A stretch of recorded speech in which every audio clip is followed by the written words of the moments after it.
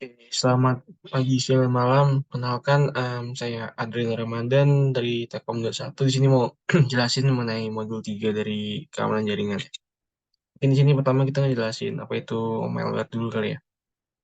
Jadi malware itu atau malicious software, jadi program yang tujuannya itu untuk apa ya, membahayakan sebuah komputer, jaringan, ataupun server. Jadi contoh dari malware itu ada banyak contohnya ya, kayak ada virus komputer, ada worms, Trojan horse, terus juga ransomware dan juga ada spyware. Jadi tujuannya tuh sebenarnya jahat ya. Jadi untuk mencuri, mengenkripsi atau menghapus data-data yang sensitif. Ini kita lanjut ngelasin threads ya. Jadi threads itu intinya kayak sebuah perilaku yang dijalankan oleh sekumpulan orang atau seseorang yang tujuan untuk membahayakan lah, seperti mencuri data atau merusak atau melakukan disrupt sistem komputer. Jadi ada banyak contoh-contohnya ya, kayak misalkan ada malware, ada social engineering, terus juga ada main individual attacks, terus kemudian ada denial of service, dan juga ada injection attacks. Jadi kita lanjut ke langsung soal TP-nya aja ya. Mungkin soal TP-nya itu pertanyaannya, jadi ini tuh ada terbelakangnya ya. Jadi pokoknya pada era digital saat ini, kayak ancaman malware itu menimbulkan resiko yang signifikan terhadap keamanan dunia maya organisasi. Jadi perangkat berbahaya dapat menyusup ke sistem, membahayakan data sensitif, mengganggu operasi, merusak reputasi organisasi, dan sangat penting bagi bisnis, terutama perusahaan dengan transaksi keuangan, untuk secara proaktif mengatasi dan mengurangi potensi dampak ancaman malware. Kemudian tantangannya itu yaitu ada perusahaan namanya ABC Financial Service yang terkemuka nih, lembaga keuangan, yang baru-baru ini mengalami serangkaian insiden terkait malware yang menimbulkan kekhawatiran tentang keamanan informasi pelanggan dan stabilitas platform digital mereka. Jadi, insiden ini menyoroti perlunya strategi komprehensif untuk mendeteksi, mencegah, merespon ancaman malware secara efektif. Kemudian objektifnya atau tujuannya itu untuk mengembangkan dan menerapkan strategi mitigasi ancaman malware yang kuat untuk ABC Financial Service, mengamankan data pelanggan, memastikan kelangsungan bisnis, dan memperkuat kerangka keamanan siber institusi. Kita langsung tanya pertamanya aja. Jadi bagaimana landscape ancaman malware nih untuk perusahaan yang sedang berkembang, kayak dari sistem, dari ke lembaga keuangan. Jadi apa sih yang dihadapi oleh ABC Financial Service ini? Jadi di sini saya menjawab. Jadi pokoknya Financial Service ini sebenarnya sasaran empuk ya bagi para penyerang untuk cyber security ini. Jadi di mana kan kalau transaksi keuangan itu ya berurusan dengan uang gitu. Jadi sangat apa ya, sangat dicoba lah buat dihack gitu kan. Jadi di sini tuh pada contohnya pada kuartal 3 pada tahun 2021. Jadi ada pelaporan kejahatan cyber yang meningkat 20%, di mana industri ini ditarget 40% oleh APT Observation, di mana menduduki peringkat paling tinggi. Jadi industri keuangannya paling tinggi lah peringkatnya dibanding industri-industri lainnya. Jadi ya pokoknya banyak lah tantangan dari mereka gitu, seperti kejahatan ransomware, menghalangi biaya untuk asuransi keamanan jaringan. Kemudian juga terdapat tantangan yaitu kurangi orang-orang yang profesional untuk mengatasi keamanan jaringan ini. Kayak gitu. Kita langsung ke nomor 2-nya. Jadi apa potensi konsekuensi dari serangan malware yang berhasil di ABC Financial Service, baik dalam hal kerugian finansial maupun kerusakan reputasi. Jadi sini saya jawabnya tuh, jadi konsekuensi finansial sangat luas gitu. Jadi dapat besar lah kerugian dari keuangannya. Terus juga kita bisa mengeluarkan biaya untuk pulih dari serangan, jadi termasuk memperbaiki kerentanan, mengembalikan sistem, dan memberi kompensasi kepada pelanggan yang terkena dampak gitu. Jadi selain dari segi reputasi juga, customer akan kehilangan kepercayaan terhadap kemampuan perusahaan untuk menjaga dan menjaga data dan aset mereka, sehingga dapat berdampak buruk menurunnya loyalitas dari customer. Jadi gara-gara reputasi yang jelek, jadi customer tuh nggak percaya gitu kalau misalkan si perusahaan ini tuh bisa ngejaga data kita gitu. Terus juga kesulitan untuk mendapat customer baru dan kehilangan partner bisnis. Jadi bayangin kayak misalkan ada suatu perusahaan yang sedang menjalankan bisnis ini, jika ada partner bisnisnya, mungkin partner bisnisnya jadi nggak percaya gitu sama keamanan jaringan dari si perusahaan tersebut. Makanya itu mungkin bisa di blacklist sama si partner perusahaan ini gitu, partner bisnisnya. Dan tentunya juga bakal ada denda nih dari peraturan undang-undang di suatu negara mungkin. Jadi mungkin ada peraturan undang-undang di mana kalau misalkan ada perusahaan yang jelek banget nih sistem jaringannya, mungkin bisa kena denda gitu. Kayak gitu mungkin kerugian yang luas banget ya kalau misalkan kita ngomongin mengenai perusahaan layanan keuangan gitu. Mungkin kita langsung nomor 3 aja. Jadi dengan cara apa ABC Financial Service dapat meningkatkan tindakan keamanan cybernya saat ini untuk mendeteksi dan memitigasi ancaman malware di titik masuk seperti endpoint, jaringan, dan aplikasi web. Oke, jadi sebenarnya banyak sih yang bisa dilakuin oleh perusahaan untuk mendeteksi adanya malware gitu. Jadi yang pertama tuh ada signature detection. Jadi menggunakan fitur unik dari varian malware untuk mengidentifikasinya seperti hash file, domain, dan alamat IP yang dihubunginya atau string dalam berkas eksekusi. Jadi meskipun signature detection ini memiliki tingkat positif yang palsu yang rendah, namun tidak mampu mengidentifikasi nyaman ancaman zero day dan varian malware baru. Kemudian juga ada anomaly detection, di mana deteksi anomali ini menerapkan AI pada keamanan cyber dengan mengembangkan model operasi normal dan mencari penyimpangan dari model tersebut. Terus juga dapat mengidentifikasi ancaman baru seperti seringkali memiliki tingkat positif palsu yang tinggi. Kemudian terakhir ada behavioral detection. Jadi kayak kan malware itu sebenarnya perilaku yang nggak biasa gitu. Jadi mungkin kedeteksi dari adanya hal-hal yang nggak biasa gitu. Jadi seperti bukan deteksi sejumlah berkas besar.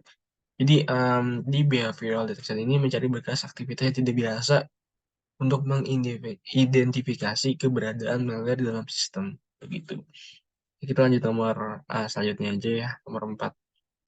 Bagaimana institusi dapat secara efektif menyeimbangkan keamanan dan kenyamanan pengguna saat menerapkan tindakan deteksi dan pencegahan malware. Jadi, ketika si perusahaan ini sedang menjalankan deteksi atau pencegahan malware, jadi kira-kira perusahaan bisa ngelakuin apa nih biar pelanggan ini tetap nyaman ketika menggunakan layanan dari perusahaan itu. Jadi, ada banyak juga hal yang bisa dilakuin, kayak misalkan em,